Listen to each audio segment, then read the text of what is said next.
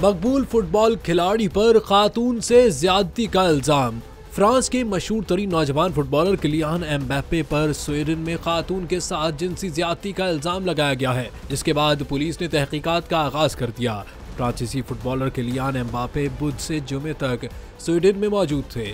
जब जुमेरात की शब ये वाक़या पेश आया, मीडिया के मुताबिक किलियान एम्बाप्पे ने खातून से स्वीडन के होटल में ज्यादती की है। दूसरी जानिब रियल मैड्रिड स्टार फुटबॉलर ने जिनसी ज्यादती के इल्जाम को फेक न्यूज़ करार देते हुए कहा है कि ये कैसा इत्तेफाक है कि इल्जाम समात से एक रोज पहले सामने आया है।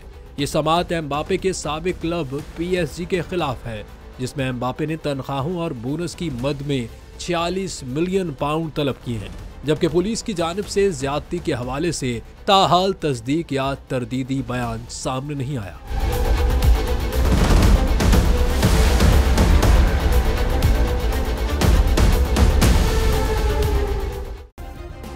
सब्सक्राइब करें और बेल दबाएं ताकि कोई खबर रह न जाए।